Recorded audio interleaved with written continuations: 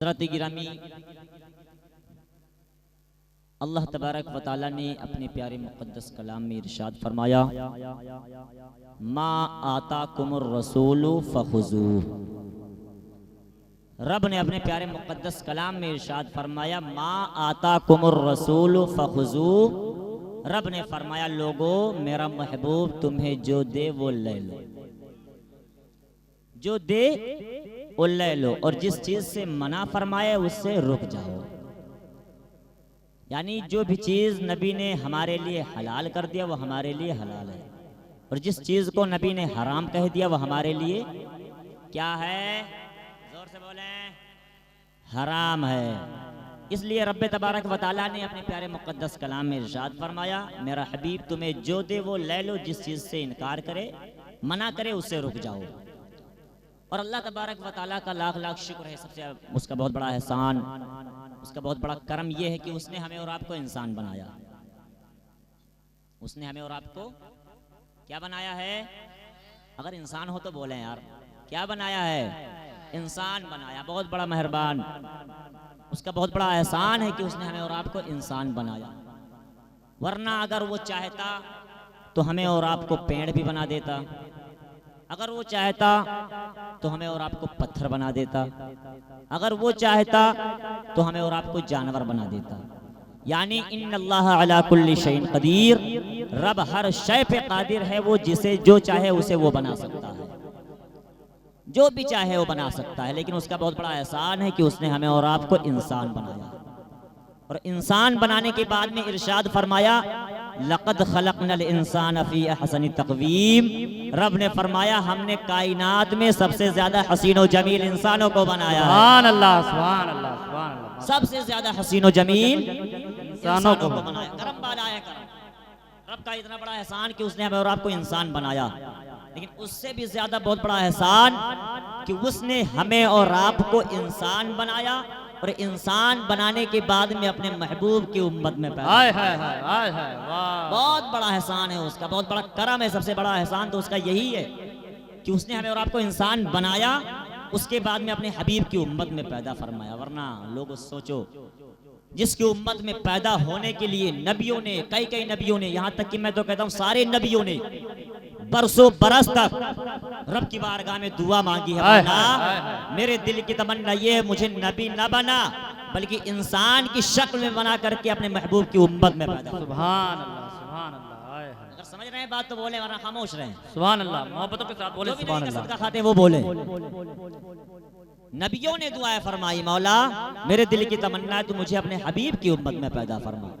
नबियों ने इधर दुआ की, उधर फरिश्तों ने रब की बारगाह में दुआ की, जो नूर से पैदा किए गए हैं, जो मासूम फरिश्ते हैं, जिनसे कोई गुनाह हो ही नहीं सकता है। वो फरिश्ते रब की बारगाह में अर्ज करते, मौला मेरे दिल की तमन्ना ये है कि तू मुझे नूर से फरिश्ता ना बनाता, बल्कि मेरे दिल की तमन्ना ये है, मुझे इंसान बना करके अपने महबूब की उम्मत में पैदा फरमाता।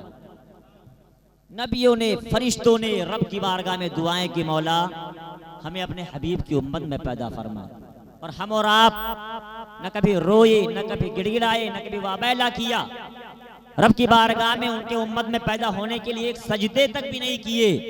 लेकिन उसका कितना बड़ा एहसान है कि उसने हमें और आपको मुसलमान बनाया, फिर अपने महबूब की उम्मत में पैदा किया। अल्लाह, सुभान अल्लाह। तभी तो दिल कहता है ना, ये तेरा करम है आका जो बना लिया है अपना। ये तेरा करम है आका जो बना लिया है अपना। वरना कहाँ मुझसे ये कमीना, कहाँ सिलसिला तुम्हारा, कहाँ मुझसे ये कमीना, कहाँ सिलसिला तुम्हारा। मेरे प्यारे दोस्तों, नबी के शहर की बात तो ये है कि इस शहर में आके खुद बिक जाते हैं खुदा के खरीदार। इस शहर में आके बिक जाते हैं खुद आके खरीदार। ये मिस्र का बाजार नहीं, शहर नबी है। वाह, ये मिस्र का बाजार नहीं, शहर नबी है। बड़ी तकलीफ होती है कि आज हुजूर का कलमा पढ़ने वाले, उनके उम्मती होने का दावा करने वाले, उनका सदका खाने वाले हजारों लोग यहाँ मौजूद हैं, काफी लोग मौजूद हैं। लेकिन तकलीफ तब होती है कि जो नबी का सदका खाए, उनके उम्मती होने का दावा करे, उनका सदका खाए, उनके टुकड़ों पे पले, लेकिन जब वो ये कहते हैं मिलाद मुस्तफ़ा मनाना शिर्क व बिदात है माज़अल्लाह, तो दिल को बड़ी तकलीफ पहुंचती है। बड़ी तकलीफ होती है। मेरे प्यारे दोस्तों, मैं तो यही कहता हूं कि ये वो मजलिस, ये वो मिलाद की महफिल है जहां पे बड़े से बड़े पापी आते हैं तो जन्नती बना दिए जाते हैं। सुभान अल्लाह। बड़े से बड़े अगर पापी आते हैं तो जन्नती बना दिए जाते हैं। मेरे प्यारे दोस्तों, मैं तो यही कहता हूं कि अगर तुझे यकीन नहीं है तो आ बैठ, तुम भी इस मजलिस में बैठ, तेरा भी वेलकम है। आ तुम सुन के सुन्नी नबी का मिलाद कैसे मनाते हैं। लेकिन शर्त है कि अगर बैठना नबी की मिलाद की महफिल में, तअस्सुब के पर्दे हटा के बैठना, इंसाफ का चश्मा लगा के बैठना, फिर देखना ये नबी का गुलाम नबी की जिक्र कैसे कर रहे हैं, नबी की महफिल कैसे सजाए रखे हैं। मेरा तो दिल का विजदान कहता है कि खुदा की कसम जब तू यहाँ से उठ के जाएगा ना तो क्या कहता जाएगा, मैं मुजरिम हूँ आका मुझे साथ ले लो, मैं मुजरिम हूँ आका मुझे साथ ले लो, कि रास्ते में है जा बजा थाने वाले, कि रास्ते में है जा बजा थाने वाले। आप लोग बहुत खामोश नजर आ रहे हैं, क्या बात है, थके तो नहीं है आप लोग भी बोलते सुभान अल्लाह, दोनों हाथों को फिजा में लहराएं, कहते हैं या रसूल अल्लाह, रसूल अल्लाह। माशाअल्लाह बेदार हैं आप लोग, खुदा बेदारी रखे। लेकिन मेरे प्यारे दोस्तों, ऐसा काम मत करें कि पता लगे कि उलमा कुछ और बयान करते रहे, आप कुछ और सुनते रहें। एक मरतबा ऐसे हुआ भी कि हज़रत तकरीर कर रहे थे और वो दिल्ली के कुतुब मीनार के बारे में समझा रहे थे लोगों को। जलसा खत्म हो गया था, आखिर में बैठे हुए थे, कुछ लोग तो चले गए थे, जो कुछ लोग बुढ़े मियाँ बचे थे ना, वो कुर्सी पे बैठे हुए थे। तो जब कुर्सी पे बैठे हुए थे, आलिम साहब बयान कर रहे थे, मेरे प्यारे दोस्तों तुम लोग को मालूम है कि दिल्ली में कुतुब मीनार है। ऐलान कर रहे थे, बयान कर रहे थे, दिल्ली में तुम्हें मालूम है कि कुतुब मीनार है। तो जो बेदार थे उन्होंने कहा जी हज़रत मैं तो समझ गया, हाँ दिल्ली में कुतुब मीनार है, मैंने देखा भी है। लेकिन जो लोग नींद में मशगूल थे ना, उनसे जब आलिम साहब ने पूछा कि बताओ मैंने क्या कहा अभी, तो जो नींद में मशगूल थे उन्होंने क्या कहा, हाँ हजरत मुझे मालूम है दिल्ली में एक कुतिया बीमार है।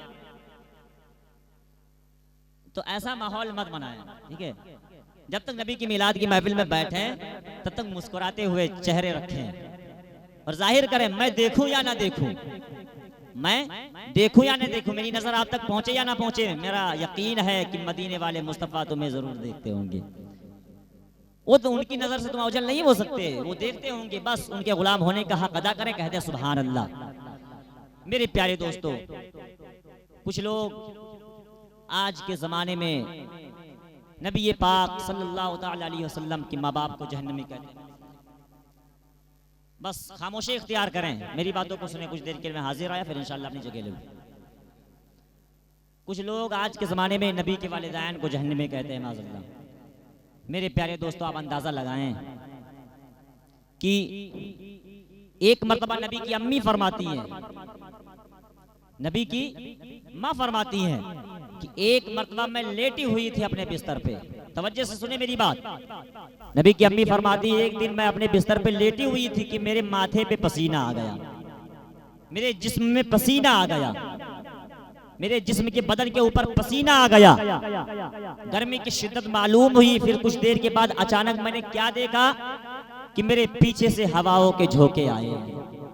नबी की माँ फरमाती हैं मेरे पीछे से हवाओं के झोंके आए हैं। नबी की अम्मी फरमाती है जब मैंने पीछे मुड़ करके देखा तो क्या देखा, तो नूर वाली चेहरे वाली खातून मेरे पीछे खड़ी है, उनके हाथों में पंखे हैं, वो हवाएं कर रही हैं। अब नबी की अम्मी फरमाते हैं आने वाली खातून तुमको मैं तो मक्के में कभी नहीं देखी, कहाँ से आई हो, तेरा नाम क्या है, किस काम के लिए हाजिर आई हो। अब वो खातून कहती हैं आमिना घबराने की जरूरत नहीं है, हम कोई दुनिया की मलका नहीं है, दुनिया की खातून नहीं है, बल्कि हम जन्नत से आए हुए हैं, रब ने हमें तुम्हारे लिए भेजा है, तुम्हारी खिदमत के लिए भेजा है। कहा बात क्या है, तो होरों ने कहा आमिना घबराने की जरूरत नहीं है, बात ये थी कि तुम्हारे माथे पे पसीना आ गया, रब ने फरमाया हुराने जन्नत देखती नहीं हो, महबूब के माथे पे पसीना आ जाए ये मेरी रब की रहमत को गवारा हो ही नहीं सकता।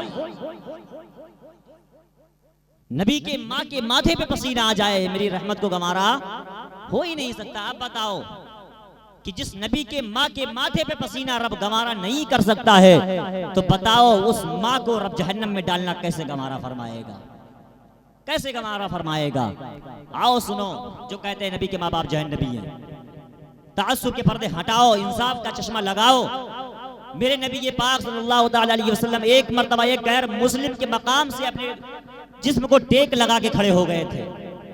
नबी अपने जिस्म को एक गैर मुस्लिम की दीवार से टेक लगा के मिस करके खड़े हो गए थे। रब ने फौरन फरमाया जिब्रील, कहा जी रब जलील क्या कर रहे हो? बारी ताला सिदरा पे हुक्म फरमाए। रब ने फरमाया जिब्रील हबीब की बारगाह में चले जा। जिब्रील ने कहा बारी ताला क्या कहना है? रब ने फरमाया हबीब की बारगाह में चला जा। कहते या रसूल अल्लाह, इस गैर मुस्लिम को आप जाके कलमा पढ़ाए, मुसलमान करे, इसे कलमा पढ़ाए। अब मेरे प्यारे दोस्तों, जब नबी की बारगाह में जिब्रील अमी हाजिर होते हैं, ये पैगाम सुनाते हैं, तो नबी रब की बारगाह में हाथों को उठा के दुआ करते हैं, मौला ये तो गैर मुस्लिम है, हमसे दुश्मनी रखने वाले हैं, हमें नहीं मानते हैं, हम पे जुल्म करने वाले हैं, ये मेरा कलमा नहीं पढ़ेंगे। जब नबी ने इतना कहा तो रब ने फरमाया हबीब, मैंने उनके दिल के अंदर ईमान डाल दिया है, तू जा करके कलमा पढ़ा के आ। नबी ने फरमाया बारी ताला ये गैर मुस्लिम कलमा नहीं पढ़ेंगे, हम पे ईमान नहीं लाएंगे। रब ने फरमाया हबीब कलमा पढ़ाना तेरा काम है, ईमान बख्शना मेरा काम है। अब मेरे प्यारे दोस्तों बताओ कि अगर नबी पाक सल्लल्लाहु अलैहि वसल्लम एक गैर मुस्लिम के मकान से अगर टेक लगा के खड़े हो जाए, रब्बे तबारक व तआला उसे जन्नती बना देता है। रब फरमाता है हबीब तेरा जिस्म जिस मकान से टच हो जाता है, मेरी गैरत को यह गवारा नहीं है कि वो इंसान जहन्नम में जाए। अब मेरे प्यारे दोस्तों बताए कि अगर अल्लाह तबारक व तआला नबी के जिस्म को टेक लगने से जहन्नमी को जन्नती बना देता है, तो जिस माँ के शिकम में मेरा नबी 9 महीना जलवागर था, बताओ रब उस माँ को जहन्नम में डालना कैसे गवारा? बेशक सुभान अल्लाह। नारे तकबीर, नारे तकबीर, नारे रिसालत, नारे रिसालत, मसलके आला हजरत, मसलके आला हजरत, नारे हैदरी, नारे हैदरी, नारे तकबीर, नारे रिसालत। मेरे प्यारे दोस्तों गौर करें कि रब खुद फरमाता है कि जिस मकान से चाहे वो गैर मुस्लिम ही क्यों ना हो, अगर मेरे हबीब का जिस्म टच हो गया, मिस हो गया, मेरी रहमत को यह गमारा नहीं मैं उसे जहन्नम में डालूं। तो बताओ जब नबी के जिस्म लगने से जहन्नमी को जन्नती बना देता है रब, तो फिर जिस माँ के शिकम में मेरा नबी 9 महीना जलवागर था, फिर रब की रहमत को कैसे गमारा हो सकता है उस माँ को जहन्नम में डाले? मेरे प्यारे दोस्तों अल मुख्तसर की बात, ज्यादा तफसील में ना जाते हुए बस थोड़ी सी बात मुलाहिजा फरमा लें, इंशाअल्लाह वक्त बहुत कम है। नबी पाक सल्लल्लाहु तआला अलैहि वसल्लम की अम्मी फरमाती हैं कि ये वो बड़ी रात आ गई। नबी की माँ फरमाती हैं वो बड़ी रात आ गई। कौन बड़ी रात? ये वो बड़ी रात है जिसमें मेरे और आपके आका अहमद मुजतबा मोहम्मद मुस्तफ़ा सल्लल्लाहु तआला अलैहि वसल्लम दुनिया में तशरीफ लाए थे, वो बड़ी रात आ गई। नबी की माँ फरमाती हैं कि उस रात, जिस रात में मेरे बेटे की विलादत की रात आई, जौन रात आई, उस रात में मेरे घर के चिराग में तेल तक भी नहीं था।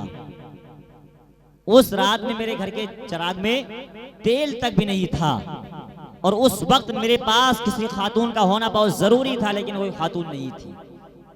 अब मेरे प्यारे दोस्तों गौर करो, नबी की अम्मी फरमाती, अचानक मैं बैठी थी, यही सोच रही थी कि मैंने क्या देखा कि मेरे घर की दीवारें शक हुई, मेरे घर की दीवारें शक हुई, खातूनों का इंतजाम हुआ, अल्लाह तबारक व तआला ने रोशनी का इंतजाम कर दिया। अब मेरे प्यारे दोस्तों गौर करो, नबी की अम्मी फरमाती है कि मैं अभी यही सोच ही रही थी कि मैंने क्या देखा कि आसमान के सितारे मेरे घर की तरफ औंधे चले आ रहे थे, मेरे घर की तरफ औंधे चले आ रहे थे। नबी की माँ फरमाती है कि जब सितारे मेरे घर की तरफ औंधे चले आ रहे थे तो मैं घबरा गई कि कहीं ऐसा नहीं है कि ये सितारे टूट टूट कर मेरे घर के अंदर गिरना शुरू हो जाएं।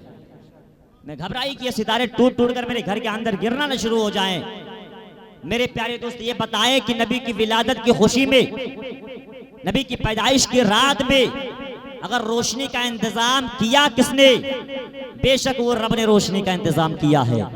मेरे प्यारे दोस्तों गौर करें कि जब रोशनी का इंतजाम खुद रब्बे तबारक व तआला सितारों से करता है तो हम सितारे तो नहीं तोड़ सकते, लेकिन हमसे जो भी लाइटें मैसर होती है हम नबी की विलादत में लगा करके रब की सुन्नत को जिंदा करते हैं। बेशक सुभान अल्लाह, सुभान अल्लाह। रब की सुन्नत को जिंदा करते हैं। नबी फरमाती है दूसरी बात ये कि मैंने देखा कि फरिश्ते झंडे लेकर मेरे दरबार में आ रहे हैं, मेरी तरफ आ रहे हैं, मेरी आंगन की तरफ उतर रहे हैं। नबी की माँ फरमाती है कि जिब्रील अमी के हाथ में 3 झंडे थे, एक मशरिक में, एक मगरिब में, एक काबे के छत पे गाड़ा। अब बताओ हमें कि नबी की विलादत की खुशी में ये झंडे का इंतजाम कौन कर रहा है? कौन कर रहा है इंतजाम? कौन कर रहा है? रब करा रहा है जिब्रील अमी से। बेशक क्योंकि जिब्रील अमी जो फरिश्ते हैं ना, बगैर रब के हुक्म से कोई काम नहीं कर सकते। तो अगर झंडे ले करके दुनिया में भेज रहा है तो कौन भेज रहा है? रब भेज रहा है। तो हम तो वो जिब्रील वाले झंडे नहीं ला सकते, लेकिन हमसे जो भी झंडे मयसर होते हैं नबी की विलादत की खुशी में अपने घर मकानों पे लगा करके रब की सुन्नत को जिंदा किया करते हैं। बेशक सुभान अल्लाह सुभान रब की अल्लाह। सुन्नत को जिंदा करते हैं। नबी की अम्मी फरमाती है, मैंने जो अपनी उस रात में 3 चीजें देखी, उसमें से तीसरी बात ये थी कि जब मेरे बेटे की विलादत की रात आई, उस रात में मैंने क्या देखा कि जमीन से लेकर आसमान तक और आसमान से लेकर अर्श तक सारी फिजाएं भरी हुई हैं। बेशक बात समझ रहे हैं आप लोग? पूरी फिजाएं भरी हुई हैं, जमीन से लेके आसमान तक, आसमान से लेके अर्श तक सारी फिजाएं भरी हुई हैं। और फिजाएं किसकी थी? वह कतारें किसकी थी? जमातें किसकी थी? वो किसी आम लोगों की जमात नहीं थी, वो फरिश्तों की जमात थी। सुभान अल्लाह। फरिश्तों की जमात थी। नबी की अम्मी फरमाती है कि जब मैंने फरिश्तों की कतार देखी, फरिश्तों की जमात देखी, जमीन से लेके आसमान तक, आसमान से लेके अर्श तक सारी फिजाएं भरी हुई थी। मैंने फरिश्तों की जमात देखी, उनके हाथों में झंडे थे, उनके होंठे हिल रहे थे, वो बैठे नहीं थे बल्कि अदबन नबी की विलादत की खुशी में, नबी के आदम में, नबी के इश्क में अपने नियत बांध को खड़े थे। नबी की माँ फरमाती है उनकी होंठे हिल रही थी। जब मैंने कान लगा करके उनकी आवाजें सुनी तो उनकी जुबान से आवाज आ रही थी, अहलन व सहलन मरहबा, जिसका तर्जमा ये है सरकार की आमद मरहबा, हुजूर की आमद मरहबा। अब फरिश्ते नबी की विलादत का जश्न मना रहे हैं। फरिश्ते कह रहे थे, नबी की माँ फरमाती है जब मैंने कान लगा के सुना तो वो नारे भी लगा रहे थे और वो अपनी जुबान में कह रहे थे, आमिना तुम्हें मुबारक हो, तुम्हारी गोद में जो बेटा आने वाला है वो कोई आम बेटा नहीं है बल्कि वो नबियों का इमाम आ रहा है। बेशक सुभान अल्लाह। नारे तकबीर, नारे रिसालत, मसलके आला हजरत, जश्न ईद मिलादुन नबी, सरकार की आमद, सरकार की आमद। नारे तकबीर, नारे रिसालत। वाह बेशक सुभान अल्लाह सुभान अल्लाह। और करें मेरे प्यारे दोस्तों, नबी की माँ फरमाती है कि जब मैंने वो आवाज सुनी तो उनकी जुबान से आवाज आ रही थी, आमिना तुम्हें मुबारक हो, तुम्हारी गोद में जो बेटा आने वाला कोई आम बेटा नहीं है बल्कि रब का हबीब आ रहा है, वाह बेशक सुभान अल्लाह नबियों का सुभान इमाम अल्लाह। आ रहा है। गौर करें मेरे प्यारे दोस्तों।